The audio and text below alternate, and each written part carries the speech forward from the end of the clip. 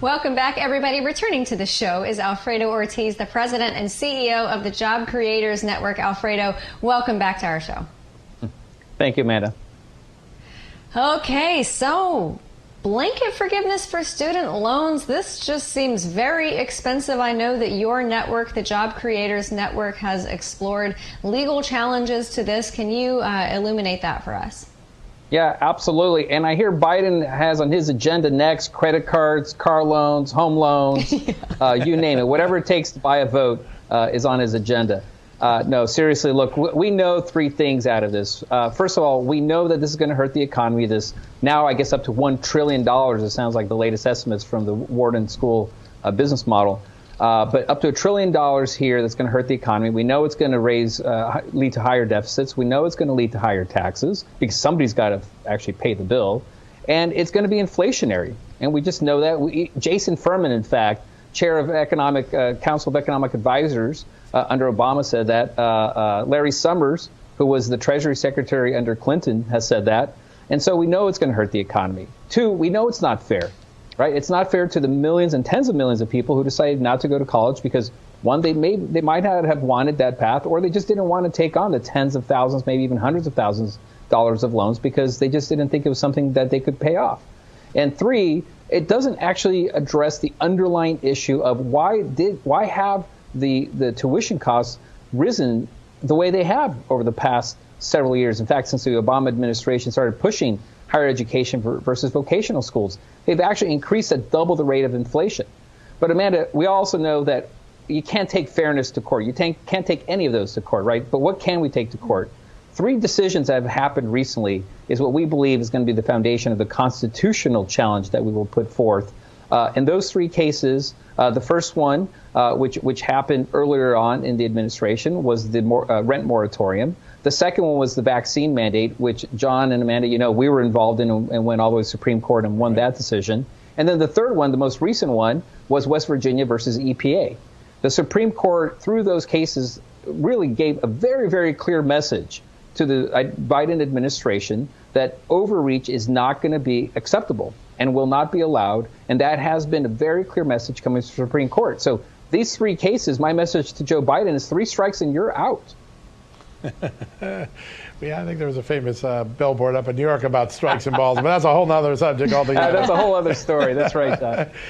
Let me ask about this overreach, because what it really means is that we have a president that makes law when Congress doesn't do it. And in this case, he's spending $1 trillion without any legal authority from Congress. Even Nancy Pelosi said it a few months ago. She seems to have forgotten she said it. But at what point do the courts look a little bit more intensely at President Biden and slap him down a little bit more? Not just overturn the issue, but maybe rebuke him that he's making law where he has no power to do so. Yeah, absolutely, John. I mean, it's time, right? And again, we don't want to be spending all of our time in courts, but look, we had to do something. We had to stand up. Right. We had to fight for this because it's clearly overreach. And I mean, if he hasn't gotten the message by now, it's clearly an issue. And so that's why we're doing what we're doing. There's a couple legal paths that we're following. We're getting a great legal team together, a great set of advisors. We have a pretty good sense as to how we're going to pursue this. So right now, we're really just waiting for the Biden administration to put the final details out so that we can actually challenge him. The day that he drops whatever they're going to do, we will go ahead and file. But I'll tell you this much, John, I'm going to be a little bit of a gambling man, is that they never thought that this was actually going to effectively pass if it got to the courts. I think they timed it just perfectly so that it got really close to the midterms so that Biden could actually say that he was trying to do something for the middle class. And there go the Republicans again challenging us, right? And so I think this is just a political ploy, a PR stunt on his part. But Alfredo, isn't that a double-edged sword? Because there are a lot of blue dog Democrats who didn't go to college, who didn't take on debt, who would not benefit from this blanket forgiveness, who still vote Democrat, probably voted Democrat in 2020. And I don't think that looks good for Joe Biden with those folks.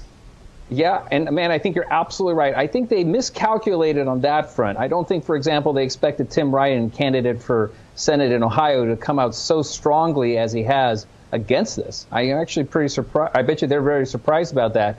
And as you correctly mentioned, there's a lot of House candidates, for example, that are really pushing away from this position of the loan forgiveness. And so in the end, I think this is going to backfire on them. But I think going into it, I think they thought this was going to be something that the court of public opinion would be on their side on. And maybe the initial polling may have said that, but when the truth really started coming out and people started realizing how bad this is, I mean, imagine that, potentially $1 trillion. I mean, that's bigger than the chip bill and the climate bill that just passed combined. Yeah, I mean, that's how big we're talking about as potential. And now I'm hearing that it may not even be a $10,000 credit in the account, but they might even be issuing checks. I mean, can you imagine $10,000 checks in the hands of millions of people? Talking about inflationary. Yeah. It's ridiculous. Yeah, it's stunning. The numbers are stunning. The trillions, the new billion. I'll tell you, it's just crazy what's going on in Washington. Yeah, it sounds like a new TV show, John. Exactly. There you go. You represent 30 million businesses, small business on Main Street America. They're the heart and soul of our economy. Right. When a student loan forgiveness plan kicks in this way, particularly without legal authority, how does it roll down and hurt small business, innovation, freedom, all the things that Main Street needs to succeed in an already difficult economy? Yeah, I mean, I was just talking to a few small business owners just this afternoon. First of all, they're all just beside themselves. They can't believe it. I mean, the fundamental core tenet of a small business owner is hard work gets you ahead, right? And so this understanding that you sign a loan with the idea that you might not have to pay it off is just beyond them.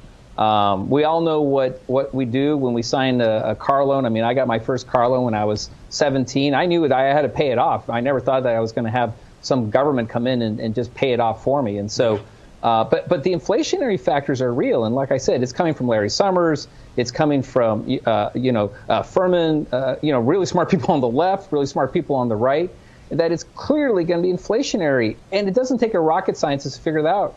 If all of a sudden you don't have to make loan payments on $10,000, well, that's free money that you have to spend on something else. Yeah. And so, again, it's just going to lead to more inflation.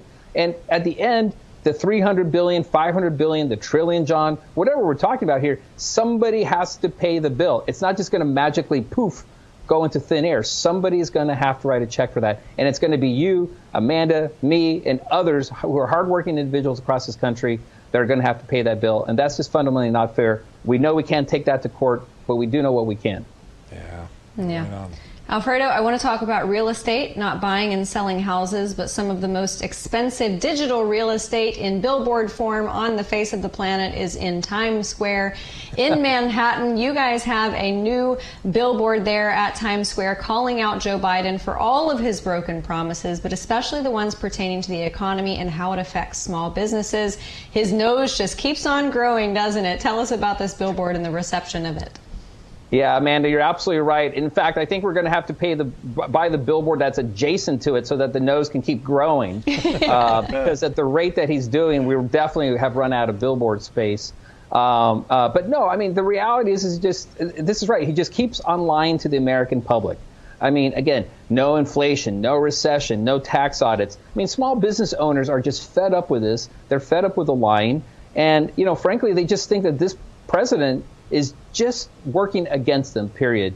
And that's why we also see the optimism being so low from our small business owners on the polling that we have done among small businesses. They just aren't as confident as they were under the Trump administration that their hard work and their investments really going to pay off. They're going to start pulling back on their own investments of the business, which means less hiring, less wages, less benefits. And remember, Amanda, that 2/3 of new job growth is in the hands of small businesses. And so when they stop feeling optimistic, you're going to see that unemployment number is really going to start skyrocketing. And that's a big concern for us. And, of course, for our small business owners, because, look, it's family. For them, it's about family, right? And every single employee is family member. So when they have to let people go, it hurts them. So this is a really bad situation for them.